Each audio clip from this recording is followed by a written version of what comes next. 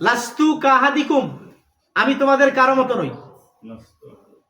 লাস্তু কাহাদিকুম, আমি তোমাদের কারো মতো নই। নবীজি নিজে বলে আমি তোমাদের কারো মতো নই। ওরা একটা আয়াত পাইছে, ইন্নামা আনা বাশারুম মিসলুকুম। আমি ওদের এখানে ওই আলোচনা একবার করছিলাম, করছি নাই? কি দিয়ে করছিলাম কও দেখি? দুইটা উদাহরণ দিয়েছিলাম, লাঠি আর কুশের, মনে আছে? হ্যাঁ, লাঠি কিসের মতো? লাঠি দিয়ে কুকুর তারা যায়, কুশের দিয়ে তারা যায় না? হ্যাঁ, যদি এখন কেউ কেউ হয় যে না কুষার, যদি লাঠি যদি বলে আমিও কুষার, আমিও কুষার, এই জন্য লাঠি কুষার হয়ে যাবে নাকি? হ্যাঁ, লাঠি যদি বলে আমিও কুষার, আমিও কুষার, আমার মধ্যেও কি আছে? কুষারের মতো মিষ্টতা আছে। কত জাহেল এরা, কত পাগল এরা, এরা বলে নবী আমাদের মতো মানুষ। কত বড় দুঃসাহস! ওরা একটা আয়াত পাইছে, ইন্নামা আনা বাশারুম মিসলুকুম। নবীজি আমাদের মতো মানুষ। তিনি বলছেন যে যদি কোরআনে কারীম ফেরেশতার উপর নাজিল হইতো, এই শরীয়ত যদি ফেরেশতার উপরে আসতো, এই শরীয়ত যদি কোনো জিনের উপরে আসতো, তখন আমরা মানুষ বলতাম যে ওটা ফেরেশতার কাজ, ওটা জিনদের কাজ, ওটা আমাদের কাজ না, ওটা মানা আমাদের জন্য জরুরি বলতাম কিনা? হ্যাঁ, কোরআনে কারীমের শরীয়ত কে মানবে?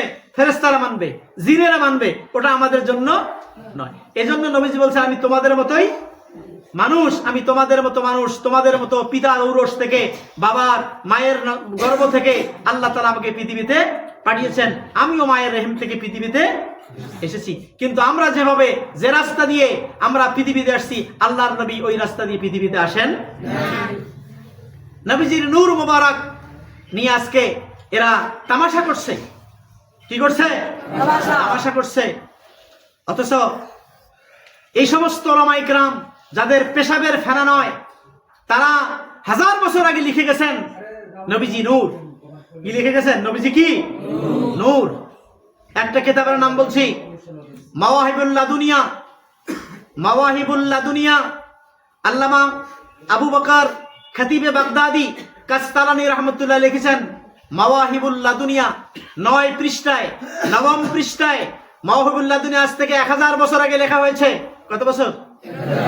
এই মাওয়াহিবুল লাদুনিয়ার ভিতরে আল্লামা কাস্তালানী রাহমাতুল্লাহ লিখেছেন আমার নবী নূর ছিল। এই নূরের কারণে, এই নূর আল্লাহ তাআলা সর্বপ্রথম সৃষ্টি করেছেন। আউয়ালু মা খালাকাল্লাহু নূরি। এরা এই হাদিসকে অস্বীকার করে, আল্লাহ তাআলা সর্বপ্রথম আমার নূর সৃষ্টি করেছেন, এটাকে তারা জাল হাদিস বলে। অথচ অসংখ্য সহিহ হাদিসের কিতাবে মুহাদ্দিসিনে কেরাম এই হাদিস নকল করেছেন। আল্লামা কাস্তালানী রাহমাতুল্লাহ আলাইহি নূরের আলোচনা করতে গিয়ে মাওয়াহিবুল 9ম পৃষ্ঠায় লিখেছেন এই নূরকে আল্লাহ তাআলা সর্বপ্রথম সৃষ্টি করে, এই নূরকে দিয়ে আল্লাহ তাআলার আরশকে 14000 বার আল্লাহ তাআলা এই নূরকে দিয়ে আরশকে তাওয়াফ করিয়েছেন। বলুন সুবহানাল্লাহ। 14000 বছর আগে এই নূরকে তৈরি করা হয়েছে, আরশ সৃষ্টিতে 14000 বছর আগে। আল্লাহ রাব্বুল আলামিন এই নূর সম্পর্কে হাদিসের মধ্যে আসছে, জিবরিল আলাইহিস সালাতু ওয়াস সালামকে আল্লাহর নবী প্রশ্ন করেছিলেন, হে জিবরিল ভাই তোমার বয়স কত? কাম উমরুকা, এটা হাদিস, সহিহ হাদিস। কাম উমরুকা, তোমার বয়স কত? জিবরিল বলছিল ইয়া রাসূলুল্লাহ, আমি আমার বয়সের পরিমাণ, আমার বয়সের মানে সংখ্যা এটা আমি বলতে পারবো না, তবে আমি একটা জিনিস আপনাকে ধারণা দিতে পারি আমার বয়স সম্পর্কে। সেটি হলো আল্লাহ তাআলা যখন আমাকে সৃষ্টি করলেন, আমি পূর্ব আকাশে একটি তারকা দেখেছিলাম। এই তারকাটির বৈশিষ্ট্য ছিল এই তারকা 70000 বছর পর্যন্ত উদিত থাকতো, আবার 70000 বছর পর্যন্ত ডুবন্ত অবস্থায় থাকতো। একবার উদয়ের পরে দ্বিতীয়বার উদয় হওয়া পর্যন্ত এর সময়সীমা থাকতো 1,40,000 বছর। কত বছর? 1,40,000 বছর।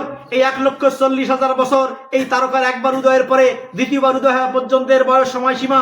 আমি এই তারকাকে আল্লাহ তাআলার আসমানের মধ্যে আমি 72,000 বার উঠতে দেখেছি। সুবহানাল্লাহ। আসতে বললে তোমরা নাকি? 72,000 বার এটাকে আমি উঠতে, 72,000 কে 1,40,000 দিয়ে গুণ দিবা, এটা জিবরিলের বয়স। নবীজি বললেন ভাই জিবরিল তুমি কি এই তারকা এখন দেখো? জিবরিল বলল না হুজুর, আমি তারকা দেখি না, আপনি যখন পৃথিবীতে আসছেন তারপর থেকে ওই তারকা আমি। নবীজি বললেন ওই তারকা ছিলাম আমি, নবী, বিশ্ব নবী মুহাম্মদুর রাসূলুল্লাহ সাল্লাল্লাহু আলাইহি ওয়াসাল্লাম। আল্লাহ তাআলা নবীজিকে তারকা করে এভাবে রাখলেন। ফেরেশতারা সেজদা করেছে কাকে? কথা বলে না, কাকে সেজদা করছে? আদমকে। কাকে?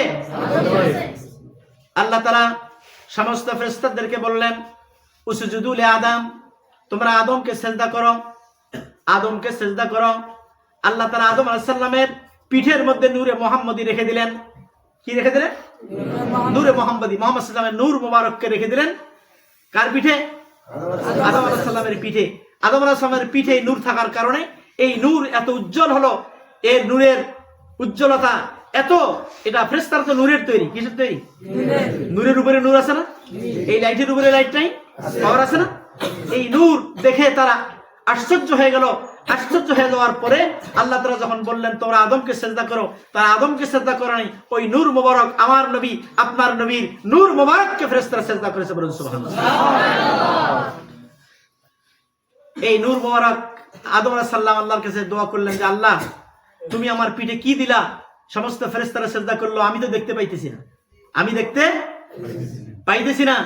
আল্লাহ তাআলা তখন আদম আলাইহিস সালামকে, আদম সালাম বললেন আল্লাহ ওই যেটাকে ফেরেশতারা সিজদা করলো ওইটা আমার সামনে দাও। কোথায় দাও? সামনে দাও। আল্লাহ তাআলা সামনে এনে কপালের মধ্যে দিলেন। কোথায় দিলেন?